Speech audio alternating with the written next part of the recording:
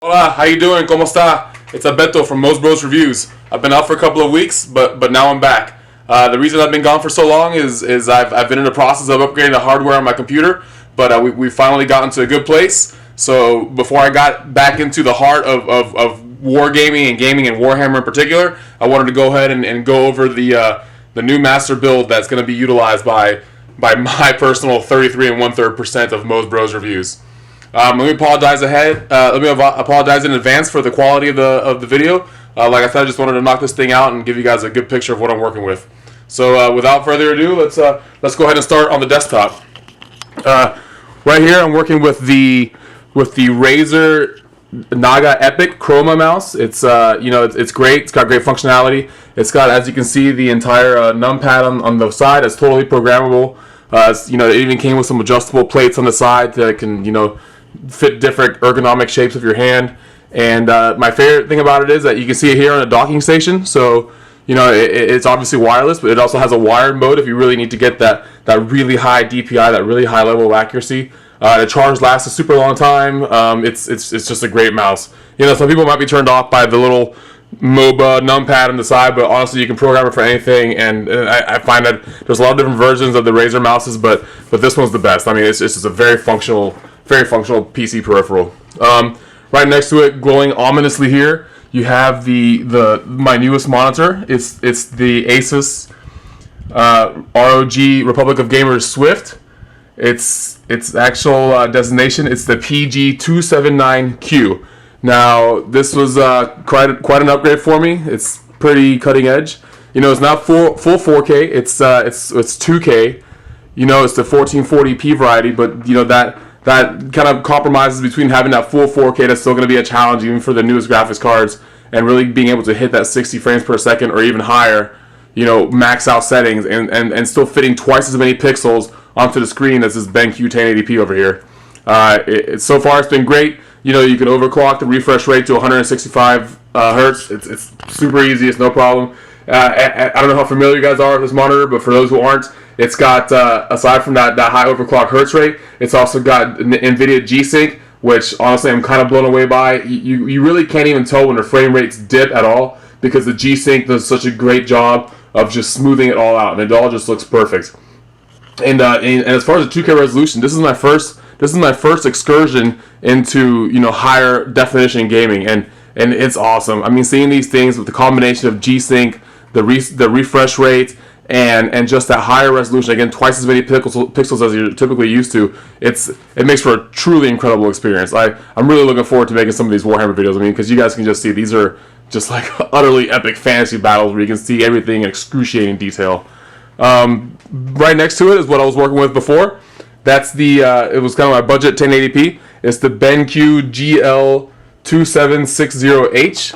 It's a 60 hertz, 27 inch 1080p monitor. It's functional. It was the right price, and honestly, it's a great monitor. I can't go wrong. Really, I just got this one because I figured I might as well use my newest graphic card edition, to its fullest potential. Beyond that, if we look down here, I've got the Razer Black Widow Ultimate Stealth.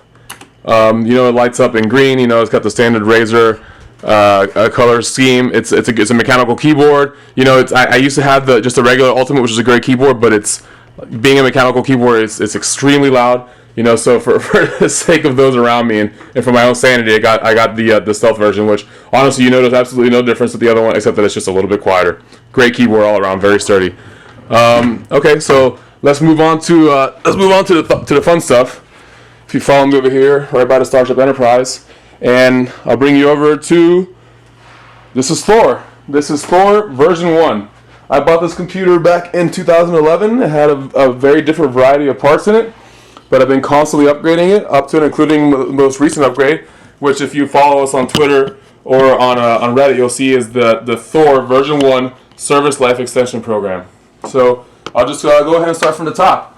So what you're working with here is what I've always had here. I have the ASRock Z68 Extreme 3 Gen 3 motherboard. It's a great motherboard. It's served me well. And paired with that, I have this Intel i5 2500K processor. It's a 3.3 gigahertz processor. However, I've managed to just absolutely overclock the hell out of this thing, and right now I've got it sitting pretty, and I've done like the ultimate 24-hour stress test on this thing at 4.6 gigahertz. So I think I'm squeezing about as much performance out of that as I can.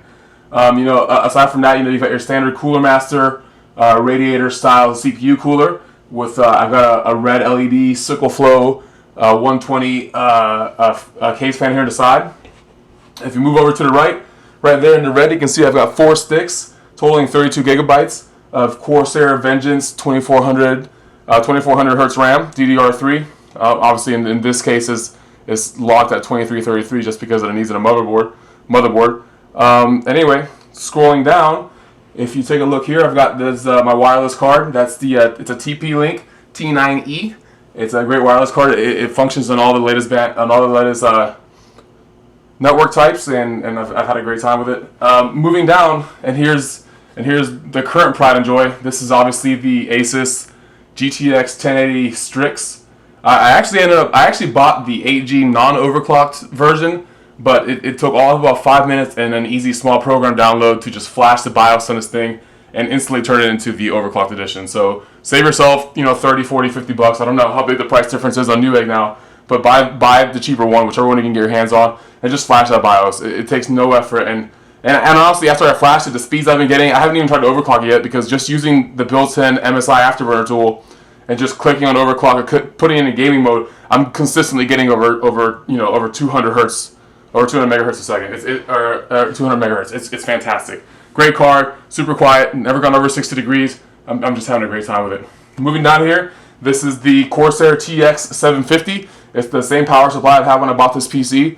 It's still, there's still ample power here. If you go on and check out my PC part liquor list that I posted on Reddit and Twitter, you'll see that even with the new GTX, and also you've seen a downward trend in the power supply usage of these new graphics cards from NVIDIA. I went from a 780, I went from a 580 to two 970s, and now to this 1080, and it's just been a constant downward trend in how much power I'm actually using. So my despite this new hard drive and all this new graphics card and all 4 of my hard drives, I'm still barely breaking over 400 watts on this power supply.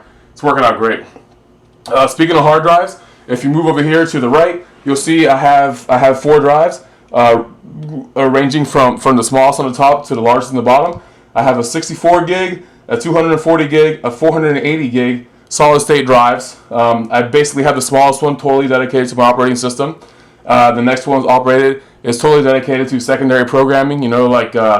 Your small utility programs, Microsoft, type programs, all those kind of things. And if you move down one level, that's where that's my fastest, largest solid state drive, and that's totally dedicated to Steam, GOG, Galaxy, Origin, what have you. It's just my gaming hard drive, and that's all there is on there. And then finally, down here, I have the old Seagate 7200 RPM, and that's just my storage hard drive. This is where I keep everything backed up, and then further backed up on a cloud, obviously. But yeah, that's pretty much the basics of my PC, and of course I have the Atapi, DVD RW up there that I haven't used in 100 years. So the case is great. It's got a bunch of fans. It's got fan back here up to the top left. It's got a fan underneath here. It's got a large fan up here at the top of the case. It's got another fan here in the bottom front, and as you can see on the side door, there's a pretty good sized fan that pulls in through that grate. It keeps it cool. On top of that, if you look up here, you can go ahead and open these slats and provide some further ventilation. It lets the airflow get through there even better. There's another fan on the bottom of the power supply. Despite all these fans, and if you're really thinking about it, if you think about the 3 fans I have in the graphics card, the 2 fans on the radiator, the fan in the power supply unit, the 1, 2, 3, 4, at least 4 fans I have in the case. I mean, it makes almost no noise. You barely hear it when it's on. You can tell it's there, but all things considered, it's an old Frankenstein of a computer. But right now, I'm pushing 57, 60 frames per second at 1440p with everything completely maxed out. I'm talking Extreme Shadow on Total War Warhammer, and that's probably the most demanding game I played recently in terms of graphical capability. In any case, we'll just go ahead and wrap it up there. I just wanted to give you guys a little idea of what I was working with. Follow us on YouTube. Follow us on Twitter. Check us out on Reddit, and let us know what you think. Anyway, have a good night.